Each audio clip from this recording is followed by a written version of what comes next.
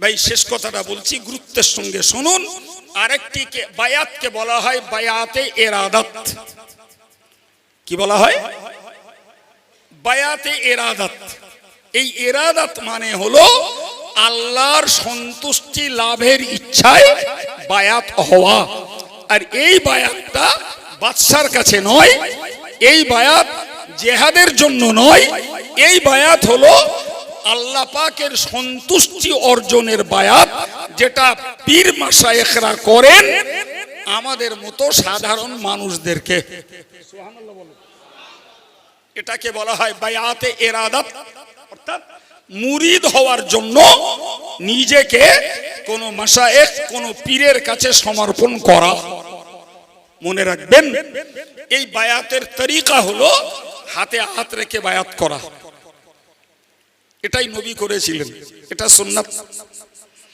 সঙ্গে এটাকে মনে রাখুন, সহিহ বুখারীর বর্ণনায় এসেছে যে মা মাসসাত ইয়াদু রাসূলিল্লাহি সাল্লাল্লাহু আলাইহি ওয়াসাল্লাম ইয়াদা ইমরাআতিন কাত্তুন। নবী করিম সাল্লাল্লাহু আলাইহি ওয়াসাল্লাম কোন মহিলার হাতে হাত দিয়ে রাসূলুল্লাহ কখনোই কোন মহিলাকে বায়াত করাননি। এটা সহিহ বুখারী মুসলিমের হাদিস। সুতরাং যদি কোনো পীর সাহেব মেয়েদের হাতে হাত দিয়ে অথবা মেয়েদের কলবে স্পর্শ করে বায়াত করায়, নিশ্চিত জানবেন এটা বাতিল এবং এ পীর নয়, এ নফসের গোলাম। কথা বুঝতে পারছেন? এ নফসের। রাসূলুল্লাহর তরিকা যেটি, সেটি হলো হাতে হাত রেখে বায়াত হোক। ব্যাপারটা এরকম বুঝুন ভাই, একটা মানুষ যদি কারেন্টে হাত দেয় তো যতগুলো মানুষ ওই লোকটাকে বাঁচাতে ওর গায়ে হাত দেবে, সব কটাই বিদ্যুৎ স্পৃষ্ট হবে। হবে না? হবে না?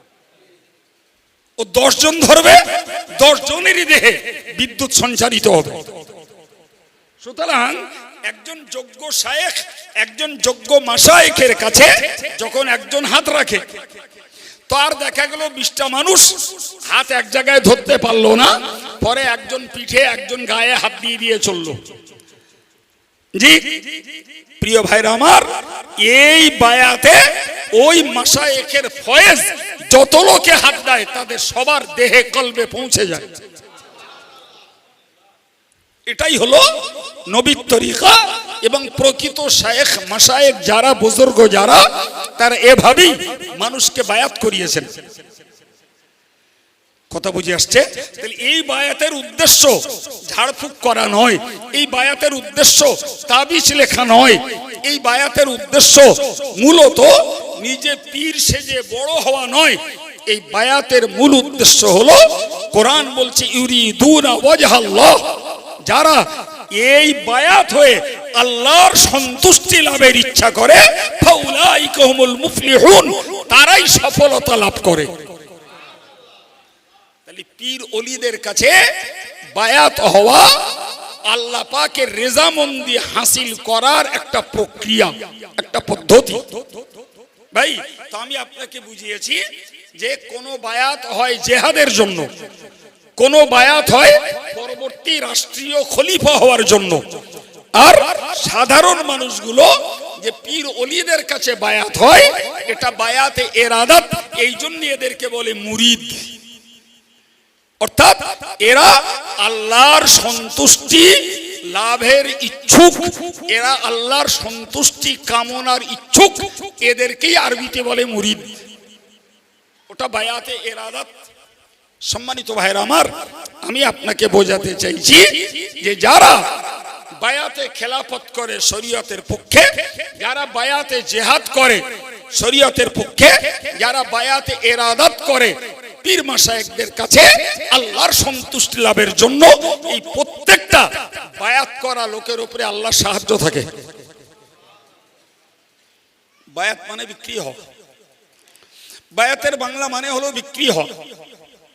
সুতরাং আমাদেরকে মনে রাখতে হবে, কোরআন আমাদেরকে শিখিয়েছে, কোরআন আমাদেরকে শিখিয়েছে, লাকাদ রাদিয়াল্লাহু আনিল মুমিনিনা ইয ইউবাইউনাকা তাহতাশ শাজারাতি ফাআলিমা মা ফি কুলুবিহিম ফাআনজালাস সাকিনাতা আলাইহিম ওয়া আসাবাহুম ফাতহান করিবা। মহান আল্লাহ কোরআন শরীফে বললেন, লাকাদ রাদিয়াল্লাহু আনিল মুমিনিনা ইয ইউবাইউনাকা তাহতাশ শাজারাতি, ও আমার নবী তুমি মনে রাখো ওই হুদাইবিয়াতে যারা বাবলা গাছের নিচে বসে তোমার কাছে ওসমান হত্যার প্রতিশোধ নেওয়ার জন্য জিহাদ করতে তারা শপথ নিয়েছিল, আমি আল্লাহ পাক জানিয়ে দিলাম, লাকাদ রাদিয়াল্লাহু আনিল মুমিনিন, আমি আল্লাহ এদের সকলের উপরে সন্তুষ্ট হয়েছি। আর একটু জোরে বলুন। কারণ এরা ওসমানের পক্ষে শপথ নিয়েছে, আমি আল্লাহ সন্তুষ্ট। নিয়েছিলেন কোথায়? বাবলা গাছের নিচে, সেখানকার একটা বাবলা গাছের তলে বসে নিয়েছিলেন। প্রিয় ভাইরা আমার, মনে রেখে দিন, আমার আল্লাহ বললেন যে আমি ওদের উপরে সন্তুষ্ট। এই প্রসঙ্গে আমাদেরকে আর একটা কথা মনে রাখতে হবে, যে যারা বাবলা গাছের নিচেই নবীর হাতে হাত দিয়ে ওসমান হত্যার প্রতিশোধ নেওয়ার পক্ষে যারা বায়াত হলেন তথা শপথ নিলেন, এদের উপরে আল্লাহ সন্তুষ্ট বলে কোরআন শরীফে ব্যক্ত করেছেন। সম্মানিত ভাইরা আমার, মনে রেখে দেবেন, এর মানে এই নয় যে এই ছাড়া অন্য সাহাবীদের উপরে আমার আল্লাহ সন্তুষ্ট নন, এই ভুল ব্যাখ্যা করলে হবে না।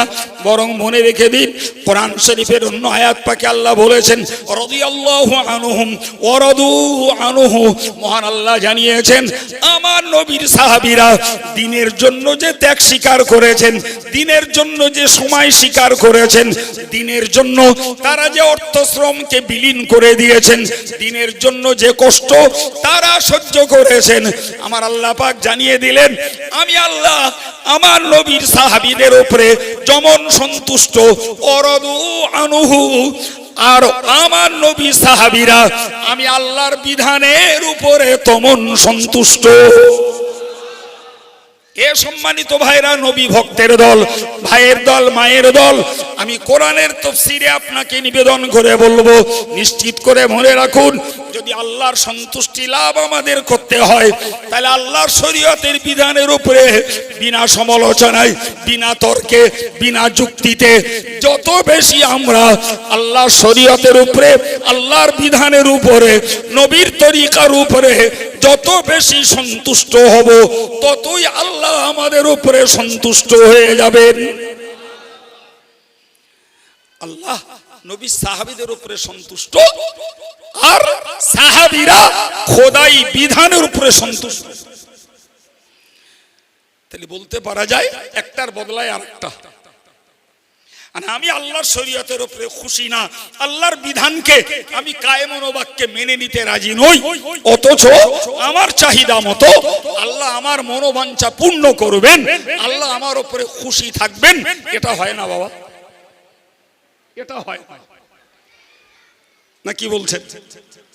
যুক্তি তাই বলে, এটা হয় না। জি, আল্লাহ ডাকলে আমি যাব না, আর আমি ডাকলে আল্লাহ ডাক শুনবে, এটা বললে হয়? আল্লাহর পক্ষে মসজিদের মুয়াজ্জিন সাহেব দৈনিক 5 বার করে ডাকছে, হাইয়া আলাস সালাহ, তোমরা নামাজে এসো, হাইয়া আলাল ফালাহ, তোমরা সফলতায় এসো। আমি 5 বারের একবারও সেই ডাকে সাড়া দিলাম না, আর আমি বিপদে পড়ে আল্লাহরে ডাকছি, আল্লাহ আমার ডাকে ডাকলেই সাড়া দেবে, এটা কোনো যুক্তির কথা হলো? কি বলছেন বলেন? জি, শুকরিয়া আল্লাহ পাকের দরবারে। জি আলহামদুলিল্লাহ, রাজবাড়িয়া আমি অনেক দিন ধরে আল্লাহ আসা যাওয়া করার তৌফিক দিয়েছেন। প্রচুর মানুষ দিনদার ধর্মপরায়ণ রয়েছে, চোখের সামনে তা দেখি। তবে এরপরেও হয়তো হতে পারে এখনো কিছু পার্সেন্টেজ মানুষ যারা আল্লাহ দ্বীনের প্রতি নিবেদিত হইনি। আজকাল শুনতে শুনতে দোয়া করি আল্লাহ সকল সাবালেগ ভাইদের, সকল সাবালেগা মায়েদের আল্লাহ সকলকে দিনদার বানিয়ে দেন, বলুন আমিন। সম্মানিত ভাইরা আমার, তো কোরআনের বক্তব্য হলো লাকাদ রাদিয়াল্লাহু আনিল মুমিনিন, ওই ইমানদারদের উপরে আল্লাহ সন্তুষ্ট হয়েছেন যারা বাবলা গাছের নিচেই নবীর কাছে শপথ করেছিলেন, আমি আপনাদেরকে বললাম মনে রেখে দিন যে মুসলমানরা যদি সত্যের উপরে ঐক্য হয়, মুসলমানরা যদি সত্যের পথে শপথ গ্রহণ করে, তাতে আল্লাহর সাহায্য আসে। হাদিস শরীফে এসেছে, খোদ আল্লাহ পাক বলেছেন, ইয়াদুল্লাহি আলাল জামাআহ, তোমরা সব সময় দলগতভাবে ন্যায়ের ব্যাপারে, সত্যের ব্যাপারে, হকের ব্যাপারে ঐক্যবদ্ধ তোমরা থাকো। যত বেশি তোমরা ন্যায় সত্যের ব্যাপারে ঐক্যবদ্ধ হবে, মনে রাখো আল্লাহর সাহায্য তোমাদের উপরে থাকবে। সম্মানিত ভাইয়ের আমার, আমি আজকের মুসলমানদের করুণ পরিস্থিতিতে, ভারতবর্ষের এই অস্থিরতার পিরিয়ডে আমি আপনাদের কাছে আন্তরিকভাবে দাবি করব, মনে রাখা দরকার যে আমাদেরকে প্রত্যেকটা হকের ক্ষেত্রে, ন্যায়ের ক্ষেত্রে, সত্যের ক্ষেত্রে নবীর জীবনের এই শিক্ষা গ্রহণ করে আমাদের ঐক্যবদ্ধ থাকতে হবে, একমত থাকতে হবে, তবেই আমরা আল্লাহর সাহায্য লাভ করতে পারবো। আল্লাহ পাক কোরআন শরীফে বলেছেন স্পষ্ট, ফালিমা মা ফি কুলুবিহিম, নবী সাহাবীদের হৃদয়ে কি নিয়ত ছিল আমার আল্লাহ তা জানেন, তাদের অন্তরে কি নিয়ত তারা পোষণ করেছিলেন আল্লাহ তা জানেন। আমার আল্লাহ বললেন, ও দুনিয়াবাসী মানুষ মনে রাখো, ফাআনজালাল্লাহু সাকিনাতাহু আলা রাসূলিহি ওয়া আলাল মুমিনিন, তারা ন্যায়ের ব্যাপারে, সত্যের ব্যাপারে শপথ নিয়েছিল বলি আমি আল্লাহ ঈমানদার এবং রাসূলের অন্তরে আন্তরিক আত্মিক শান্তি নাজিল করেছিলাম। সুতরাং আমরা দেশের অত্যাচারীদের দ্বারায়, সাম্প্রদায়িক মনোভাবাপন্ন ব্যক্তিদের দ্বারায় যতই আমরা নিপীড়িত, লাঞ্ছিত এবং ত্রাসিত, দুশ্চিন্তাগ্রস্ত হই, আমি বলবো আজকে নবী দিবস উদযাপন করতে বসে, জি নবী পাকের জীবনীর উপরে অনেকবার অনেক কথা আল্লাহ বলিয়েছেন, আজকেও কিছু কথা আপনাদেরকে মনে করিয়ে দিলাম। জি এই কথাগুলোর ভিত্তিতে বর্তমান দেশের প্রেক্ষাপটে আমাদের উচিত কর্তব্য ঐক্যবদ্ধতার সঙ্গে ন্যায়ের পথে আমাদের একমত হওয়া। মনে রাখবো, আমরা আমাদের হৃদয় যদি স্বচ্ছ দিনের জন্য একমত হয়, আল্লাহ পাক আমাদের অন্তরে আত্মিক শান্তি নাজিল করবেন। সেক্ষেত্রে সাম্প্রদায়িক আর অত্যাচারীদের ছবল আর কবল থেকে এই তৌহিদপন্থী জনতা, আল্লাহ প্রেমিক, নবী প্রেমিক, আল্লাহ ভক্ত, নবী ভক্ত, আল্লাহ এবং রসুলের শরীয়তের বিধানের গোলাম যারা, এরা আত্মিক শান্তি লাভ করতে পারবে। সম্মানিত ভাইরা, আমি বিদায় নিচ্ছি। আল্লাহ আজকে যা নসিবে রেখেছিলেন বলেছি, আমার প্রিয় ভাই মৌলানা আব্দুল হাই সাহেব তার স্বভাবসিদ্ধ ভঙ্গিতে তিনি আপনাদের কাছে মনোমুগ্ধকর আলোচনা রাখবেন, এই আশা রেখে আমি বিদায় নিচ্ছি। বিদায়ের পরে আমার সেই পুরাতন যে নিয়ম, জি আজকে আমরা ভাদ্র মাসে উপনীত, এত মানুষকে কবে পাবো? বইকারা আদর্শ হিফজুল কোরআন মাদ্রাসার বাৎসরিক ইসালে সবের দাওয়াত দিচ্ছি। জামিয়ার কথা এখন বলবো না, আরো আল্লাহ বাঁচিয়ে রাখলে সময় পাবো। তবে একটা কথা বলবো, যারা এখনো পর্যন্ত রাজবাড়িয়ার ভাইয়েরা এবং মায়েরা জামিয়ার যারা সদস্য হননি, তাদের কাছে আমাদের আন্তরিক অনুরোধ, জামিয়ার একটা স্থায়ী সদস্য হন।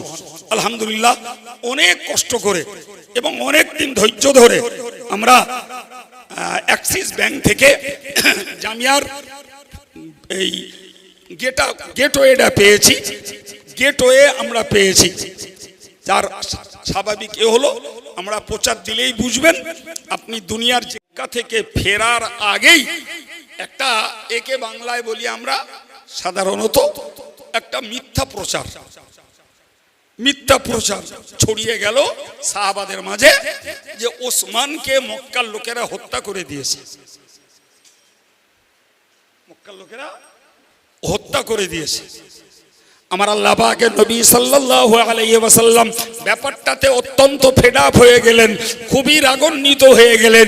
যেহেতু ওসমান অন্য কেউ না, ওসমান তো হলো নবীর প্রতিনিধি, আর প্রতিনিধিকে মারা আর যিনি প্রেরক, যিনি পাঠিয়েছেন তাকে মারা একই পর্যায়ে। কথা বুঝে আসছে? সুতরাং ওরা যদি ওসমানকে মারে তাহলে প্রকৃত পক্ষে ওরা বাস্তবে ওসমানকে মারলেও অভ্যন্তরে তো ওরা মারল নবীকে। ঠিক না ভুল? সম্মানিত ভাইরা আমার, হযরত ওসমান গনি রাদিয়াল্লাহু আনহু এই সময় সাহাবায়ে কেরামদেরকে ডেকে বললেন, ও সাহাবীরা শোনো, আমাদের কাছে খবর আসছে ওসমানকে তারা হত্যা করেছে। সত্যই যদি ওসমানকে তারা হত্যা করে, আমরা ওসমান হত্যার প্রতিশোধ না নিয়ে যাব না। এসেছিলাম উমরা করতে, সেসব যদি এটাই যুদ্ধে পরিণত হয়, এটাই যদি গজওয়া তথা জেহাদে যদি পরিণত হয়, তাহলে আমরা সংকল্প নিচ্ছি আমরা ওসমান হত্যার প্রতিশোধ নিয়ে তবে ফেরবো। সাহাবায়ে কেরামেরা এক বাক্যে এতে রাজি হয়ে গেলেন। কি ভাবছেন? আমরা তো সহজ দিন আরামে পেয়েছি বাবা। সম্মানিত ভাইরা আমার, মনে রেখে দিন, রাসূল করিম সাল্লাল্লাহু আলাইহি ওয়াসাল্লাম হাত রেখে বললেন, ও সাহাবীরা, আমি এই বাম হাতটা রেখে দিলাম ওসমানের পক্ষে, আর ডান হাত রেখে দিলাম আমার নিজের পক্ষ থেকে। তোমরা যারা ওসমান হত্যার প্রতিশোধ নেয়ার জন্য এই জেহাদে যারা সংকল্প আর প্রতিজ্ঞা করতে চাও, সবাই আমার হাতে হাত রেখে শপথ করো, বায়াত হয়ে যাও যে আমরা ওসমান হত্যার প্রতিশোধ নেব। সকল সাহাবীরা একে একে হাত রেখে রেখে তারা শপথ করে নিল, ওসমান হত্যার প্রতিশোধ নেব তবে ফিরব। এ বাবু, জেহাদের প্রতিশোধ নিতে শপথ করা মানে জীবন দেওয়ার নামান্তর, নাও বাঁচতে পারে। সম্মানিত ভাইরা আমার, আল্লাহ পাক কোরআন শরীফে বলেছেন, এই ঘটনার দিকে লক্ষ্য করে বলেছেন, ইয়াদুল্লাহি ফাওকা আইদিহিম, আমার নবী আর নবীর সাহাবীরা যাতে শপথ নিয়েছে, যাতে তারা অঙ্গীকারবদ্ধ হয়েছে, হাত যাতে রেখেছে, আমি আল্লাহ পাক জানিয়ে দিলাম এদের হাতের উপরে আমার সাহায্য রয়েছে।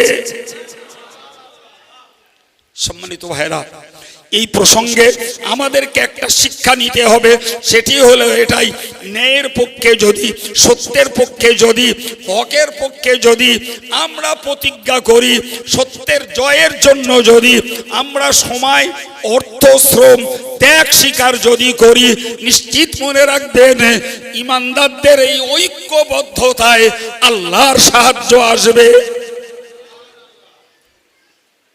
সঙ্গে মনে রাখুন, এটাকে বলা হয় বায়াতে জিহাদ।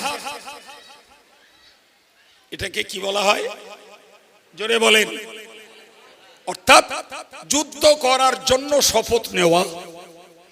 আরেকটা বায়াত আছে, বায়াতে খেলাফত।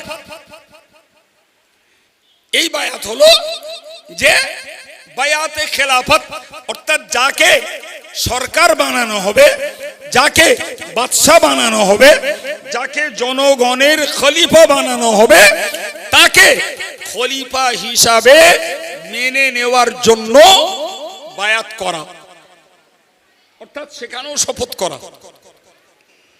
কথা বুঝে আসছে বাবজি? ভাই, আমি বিষয়টাকে আপনাকে এইটুকু কথা শুধু মনে করিয়ে দিই, মনে রাখুন ভাই, ইয়াজিদ যখন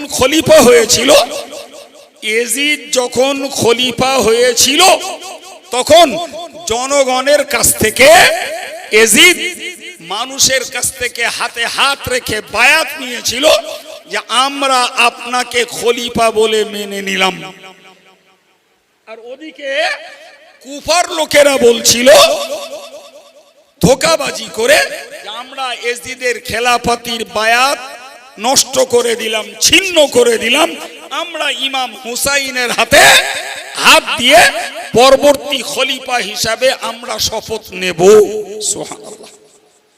এটাকে বলা হয় খেলাফতে বায়াত, বায়াতে খেলাফত। মনে রাখবেন, মেয়েরা কি শুনছে আমার জানা নেই, আপনারা শুনছেন, এটাই আমার মেহনতের ফল। আর একটা হলো বায়াতে ইরাদাত। কি বলেছি? আচ্ছা, আমি কি বলি ভাই? বসেন বসেন বসেন বসেন বসেন, বসে যান। ওরা তো আমাদের ডিস্টার্ব করছে, তা আমরা আর ওদের সঙ্গে মিলে আমরা ডিস্টার্বটা না করি, যতটা পারি ধৈর্যের সঙ্গে শুনি। আর আমার মায়েদেরকে বলছি, আমার বিশ্বাস আমার মায়েরা যারা, তারা কথা বলছে না। আমার বিশ্বাস মায়েরা কথা বলছে না। রাজবাড়িয়ার মেয়েরা যথেষ্ট আদবের সঙ্গে কথা শোনে। আমি তো রাজবাড়িয়া আজকে হজ করছি রে, অ্যাকচুয়াল ডিস্টার্ব ঘটাচ্ছে বাচ্চারা, এটাই ঘটনা। আর এই বাচ্চাদের থামাতে যেয়ে তখন ওদেরও একটু ভক্তি হচ্ছে, এই ঘটনা। তো আমরা অধৈর্য হব না, মারা চুপচাপ আছে, সেটা আমরা আওয়াজ শুনলে বুঝতে পারছি। বাচ্চাগুলোরে যতটা পারেন মায়েরা সামলান, আর মা বাচ্চা রেখেও যাবে কোথায়? তো আপনা করে ফিরে যাব, কিন্তু রসুলকে দেওয়া লাগবে। সর্বশেষ সিদ্ধান্ত হলো যে না, রসুল যাবেন না। কিন্তু ওসমান গনি রাদিয়াল্লাহু আনহু মক্কা থেকে ফেরার আগেই একটা, একে বাংলায় বলি আমরা সাধারণত একটা মিথ্যা প্রচার ছড়িয়ে গেল সাহাবাদের মাঝে, যে ওসমানকে মক্কার লোকেরা হত্যা করে দিয়েছে। মক্কার লোকেরা হত্যা করে দিয়েছে। আমার আল্লাহ পাকের নবী সাল্লাল্লাহু আলাইহি ওয়াসাল্লাম ব্যাপারটাতে অত্যন্ত ফেড আপ হয়ে গেলেন, খুবই রাগান্বিত হয়ে গেলেন। যেহেতু ওসমান অন্য কেউ না, ওসমান তো হলো নবীর প্রতিনিধি, আর প্রতিনিধিকে মারা আর যিনি প্রেরক, যিনি পাঠিয়েছেন তাকে মারা একই পর্যায়ে। কথা বুঝে আসছে? সুতরাং ওরা যদি ওসমানকে মারে, তাহলে প্রকৃত পক্ষে ওরা বাস্তবে ওসমানকে মারলেও অভ্যন্তরে তো ওরা মারলো নবীকে। ঠিক না ভুল? সম্মানিত ভাইরা আমার, হযরত ওসমান গনি রাদিয়াল্লাহু আনহু এই সময়ে সাহাবায়ে কেরামদেরকে ডেকে বললেন, ও সাহাবীরা শোনো, আমাদের কাছে খবর আসছে ওসমানকে তারা হত্যা করেছে। সত্যই যদি ওসমানকে তারা হত্যা করে, আমরা ওসমান হত্যার প্রতিশোধ না নিয়ে যাব না। এসেছিলাম উমরা করতে, শেষ অবধি যদি এটাই যুদ্ধে পরিণত হয়, এটাই যদি গজওয়া তথা জেহাদে যদি পরিণত হয়, তাহলে আমরা সংকল্প নিচ্ছি, আমরা ওসমান হত্যার প্রতিশোধ নিয়ে তবে ফেরবো। সাহাবায়ে কেরামেরা এক বাক্যে এতে রাজি হয়ে গেলেন। কি ভাবছেন? আমরা তো সহজ দিন আরামে পেয়েছি বাবা। সম্মানিত ভাইরা আমার, মনে রেখে দিন, রাসূল করিম সাল্লাল্লাহু আলাইহি ওয়াসাল্লাম হাত রেখে বললেন, ও সাহাবীরা, আমি এই বাম হাতটা রেখে দিলাম ওসমানের পক্ষে, আর ডান হাত রেখে দিলাম আমার নিজের পক্ষ থেকে। তোমরা যারা ওসমান হত্যার প্রতিশোধ নেয়ার জন্য এই জেহাদে যারা সংকল্প আর প্রতিজ্ঞা করতে চাও, সবাই আমার হাতে হাত রেখে শপথ করো, বায়াত হয়ে যাও যে আমরা ওসমান হত্যার প্রতিশোধ নেব। সকল সাহাবীরা একে একে হাত রেখে রেখে তারা শপথ করে নিল, ওসমান হত্যার প্রতিশোধ নেব, তবে ফিরব। এ বাবু, জেহাদের প্রতিশোধ নিতে শপথ করা মানে জীবন দেওয়ার নামান্তর, নাও বাঁচতে পারে। সম্মানিত ভাইরা আমার, আল্লাহ পাক কোরআন শরীফে বলেছেন, এই ঘটনার দিকে লক্ষ্য করে বলেছেন, ইয়াদুল্লাহি ফাওকা আইদিহিম। আমার নবী আর নবীর সাহাবীরা যাতে শপথ নিয়েছে, যাতে তারা অঙ্গীকারবদ্ধ হয়েছে, হাত যাতে রেখেছে, আমি আল্লাহ পাক জানিয়ে দিলাম এদের হাতের উপরে আমার সাহায্য রয়েছে।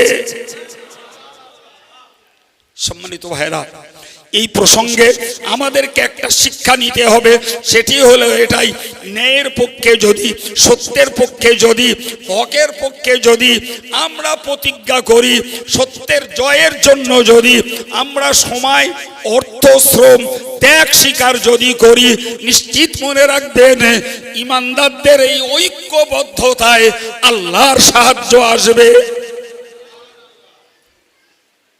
সঙ্গে মনে রাখুন, এটাকে বলা হয় বায়াতে জিহাদ। এটাকে কি বলা হয় জোরে বলেন? অর্থাৎ যুদ্ধ করার জন্য শপথ নেওয়া। আর একটা বায়াত আছে বায়াতে খেলাফত। এই বায়াত হলো যে বায়াতে খেলাফত, অর্থাৎ যাকে সরকার বানানো হবে, যাকে বাদশাহ বানানো হবে, যাকে জনগণের খলিফা বানানো হবে, তাকে খলিফা হিসাবে মেনে নেওয়ার জন্য বায়াত করা, অর্থাৎ সেখানেও শপথ করা। কথা বুঝে আসছে বাবজি? ভাই আমি বিষয়টাকে আপনাকে এইটুকু কথা শুধু মনে করিয়ে দিই, মনে রাখুন ভাই, ইয়াজিদ যখন খলিফা হয়েছিল, ইয়াজিদ যখন খলিফা হয়েছিল তখন জনগণের কাছ থেকে ইয়াজিদ মানুষের কাছ থেকে হাতে হাত রেখে বায়াত নিয়েছিল যে আমরা আপনাকে খলিফা বলে মেনে নিলাম। আর ওদিকে কুফার লোকেরা বলছিল ধোঁকাবাজি করে যে আমরা ইয়াজিদের খেলাফতির বায়াত নষ্ট করে দিলাম, ছিন্ন করে দিলাম, আমরা ইমাম হুসাইনের হাতে হাত দিয়ে পরবর্তী খলিফা হিসাবে আমরা শপথ নেব। সুবহানাল্লাহ। এটাকে বলা হয় খেলাফতে বায়াত, বায়াতে খেলাফত। মনে রাখবেন, মেয়েরা কি শুনছে আমার জানা নেই, আপনারা শুনছেন, এটাই আমার মেহনতের ফল। আর একটা হলো বায়াতে ইরাদাত। কি বলেছি?